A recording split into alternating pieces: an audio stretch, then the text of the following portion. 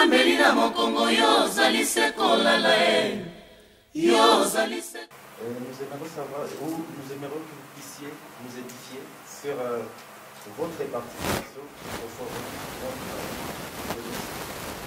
Quels inspire ces prix décernés cette année à Madame Hélène Nesson pour la reine de la Christ? Merci beaucoup, bonjour encore une fois tout le monde. Merci beaucoup, je vais commencer avec la première question. Vous savez, la première des choses, c'est la sécurité dans notre pays et surtout l'Est. L'Est a tant souffert. La population de l'Est n'est plus en sécurité parce qu'il y a un gouvernement qui a échoué. J'ai toujours participé chaque année au forum de la Fondation Mo Ibrahim parce que la Fondation Mo Ibrahim défend les intérêts de notre continent, défend les intérêts de notre continent et surtout sur la bonne gouvernance, la démocratie dans notre continent. Ce n'est pas seulement pour un pays, c'est pour tout un continent. Mo Ibrahim est un ancien opérateur économique, je crois qu'il est encore opérateur économique.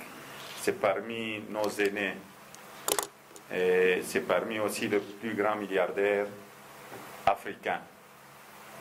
Il pouvait rester avec son argent pour sa famille et pour ses enfants, mais c'est un homme intègre, très juste et très honnête. Il dit qu'il allait donner sa petite contribution sur la bonne gouvernance.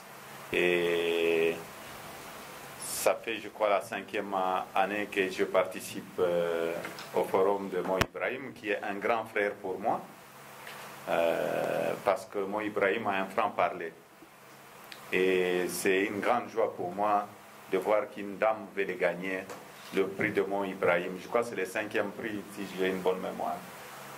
Et tout ça, on ne donne pas le prix au hasard. La dame qui venait de gagner, c'est la façon dont elle a géré son pays, la façon dont elle a traité sa population, et aussi elle a mis fin à la guerre, l'instabilité qu'elle avait trouvée à l'époque, parce qu'un bon dirigeant, c'est celui qui arrive et change les choses, le bon leadership.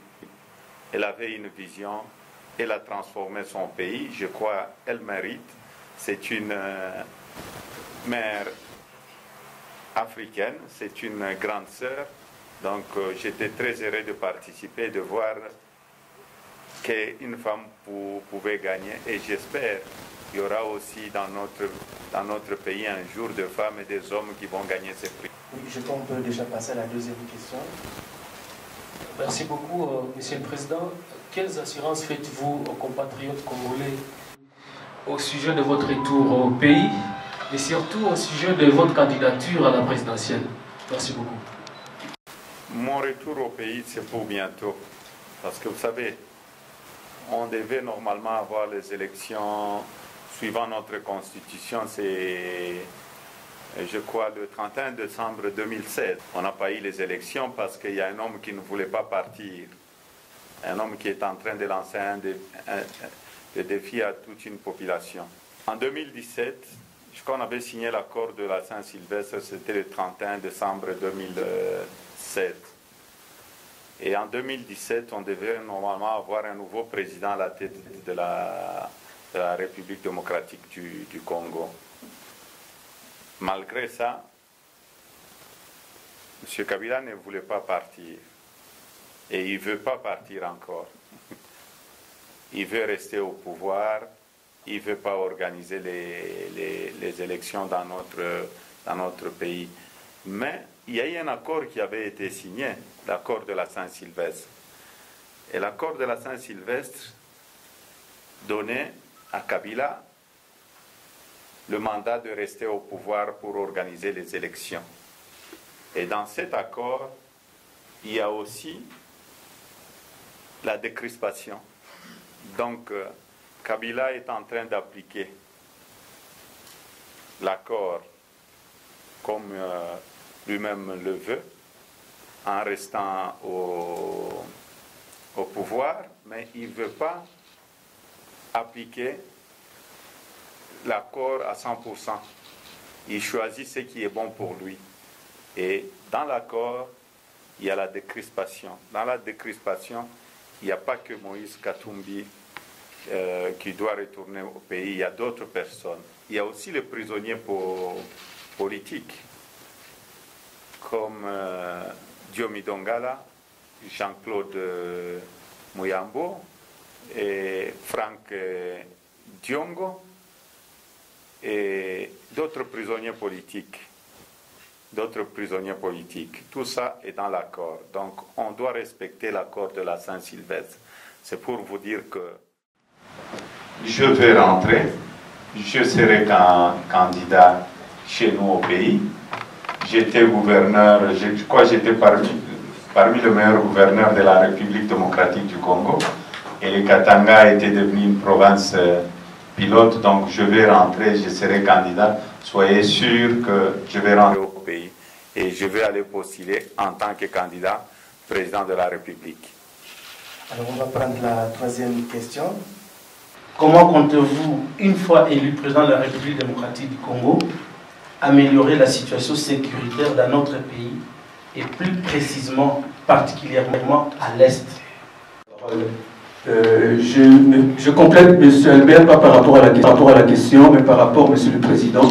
Comme vous le remarquez très bien, nous sommes ici un grand nombre de médias du Nord Kivu, du Sud Kivu, et une partie plus présente aussi du Ituri. En fait, c'est une proposition, ce n'est pas une question.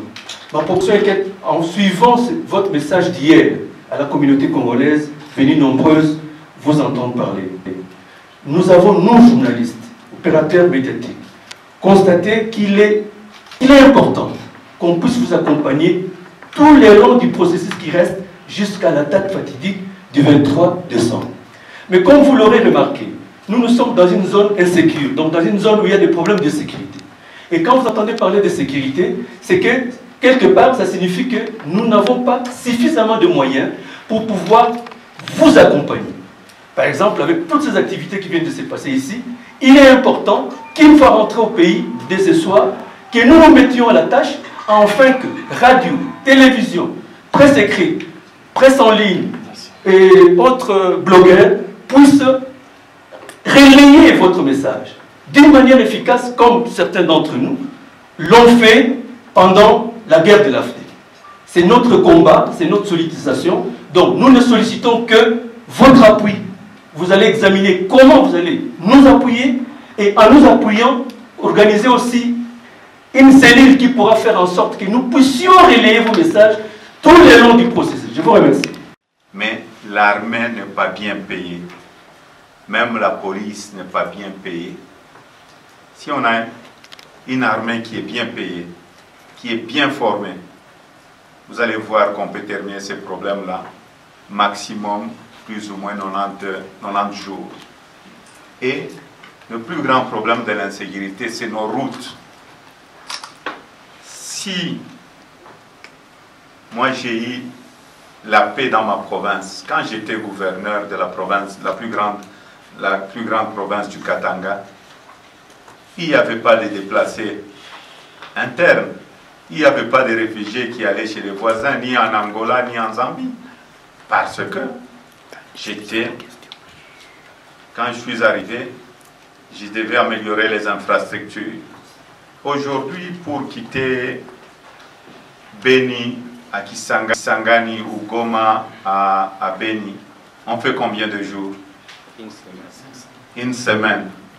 Bon, pendant une semaine, parfois vous êtes embourbé. Quand vous êtes embourbé, le milicien opère. Mais qui finance ces miliciens-là? C'est les gens qui ne veulent pas réparer ces routes-là. Mais si vous ne voulez pas améliorer les infrastructures dans notre pays, pourquoi vous êtes là? C'est ma plus grande question. Donc, les routes à l'est du Congo, les routes dans tout le pays vont nous aider aussi à la sécurité. Et aussi, la jeunesse aujourd'hui, on ne doit plus se cacher la face. La jeunesse aujourd'hui se sent abandonné dans notre pays, que ce soit à l'Est. Donc nous allons créer de l'emploi et nous allons créer de l'emploi ensemble. Tout ça est dans le programme. Quand j'ai dirigé ce que je fais au Katanga, c'est parce que j'avais un programme. Et le programme, ce n'est pas seulement l'avoir, mais c'est l'application du programme. Mais si je ne parviens pas à rétablir la paix à l'Est, pourquoi rester au pouvoir? Pourquoi je vais rester au pouvoir? Et surtout, améliorer nos relations avec tous nos voisins. Donc le plus important pour moi, c'est la paix et la sécurité. Et avoir une armée qui sera bien payée. Parfois nous condamnons inutilement nos militaires. Il faut avoir pitié d'eux. Parce que nous avons le moyen dans notre pays. Nous pouvons avoir une très grande armée. Une armée respectée. Mais il faut aussi bien le payer. Est-ce que les enfants des militaires vont à l'école? Est-ce que les enfants des policiers vont à l'école? Peut-être parmi vous, il y a les enfants des militaires et des policiers aussi. Ce sont nos frères. Donc, avec eux, nous allons travailler avec la population. Et surtout, la grande sécurité, c'est la population. Quand j'étais gouverneur, j'organisais toujours des meetings avec la population. On appelait en Swahili Baraza la Majengo. Et j'allais écouter la population. Même élu président, je vais d'abord aller écouter la population. Parce que la sécurité aussi,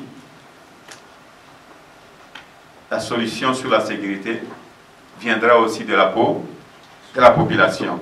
Et si nous créons les infrastructures, si nous avons une économie forte, il y aura la paix dans notre pays. Donc sachez qu'une fois élu, je vais ériger mon quartier général à l'est du Congo, parce que sans la paix, nous n'allons pas développer. Alors, pour la proposition de notre ami, je suis venu avec mon équipe. Vous pouvez voir avec eux, parce qu'on dit toujours l'union fait la force. Ça va, merci beaucoup, chers amis de la presse, mais peut-être, Président, ce n'est pas si c'est trop vous demander. Les journalistes ici présents souhaiteraient prendre une photo de famille, de souvenirs avec vous. Moi-même, j'allais demander de prendre une photo avec vous. Merci.